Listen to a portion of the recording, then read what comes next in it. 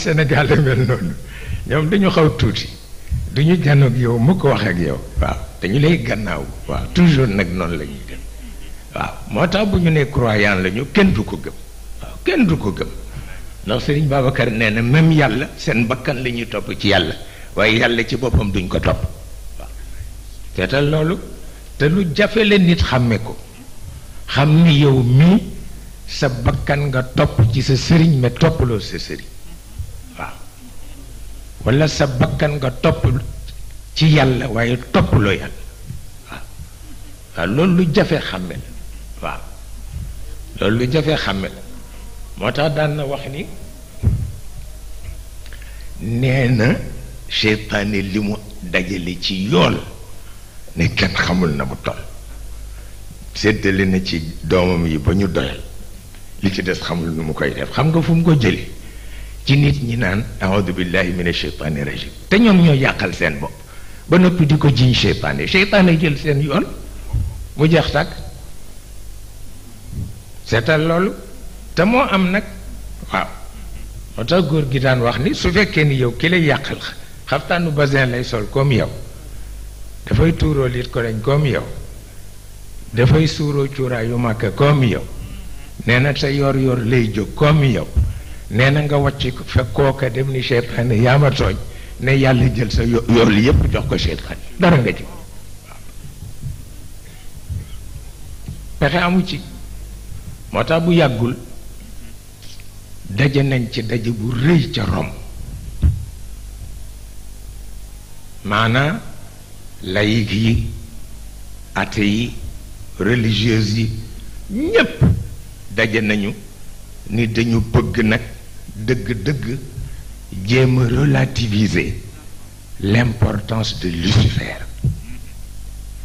maanaam dañu bëgg daal wane ni ndeke Iblis demewul noonu waaw waaye fekk na nun problème bi posé nañ ko boobaak ren juróom fukki at la waaw boobaak ren juróom fukki at la maa wax Sëriñ Aline Gueye ni ko bu la Iblis gane si woon nooy def mu ni ma fàtt ko waaw ma fàtt ko ndax ñett rek laa koy tere bu ko defee dootuma mën a lor sama sajaat sama kurus ak pot bi may naane waaw waaw yi ñett daal danaa ko nëbb ba du ko gis waaye danaa ko ganale ba xolam sedd nag wallaay pour wax la ni Iblis dangereux wul nit moo dangereux waaw parce que tant que nit collaboré wul ak Iblis du man dara moo tax nit ci boppam moo dangereux looloo tax yàlla bëgg jële yonent bi ci jikko mbokkam yi nag jéem a def ci moom jikko xaqiqa parce que jikko xaqiqa moo am solo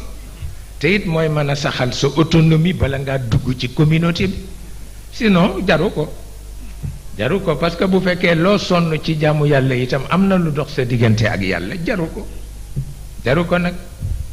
loolu mooy li nga xam ni moo nekk ñoom problème bu ñu posé fekk na fii ci suñu daara ju ñàkk fayda ji ñun posé nañ ko il y a une 50aine d'années yàlla xam na ko waaw pour wax la ni mag ñu nekkaloon bu ñu nag magu caaxaan mukk te it boolewuñ ko bëgg àdduna nag waaw ndax ñaar yi sëñ Babacar doon wax yépp ñoom mucc nañ ci dërëm ak daraja waaw ñoom mucc nañ ci wax dëgg yàlla waaw loolu moo tax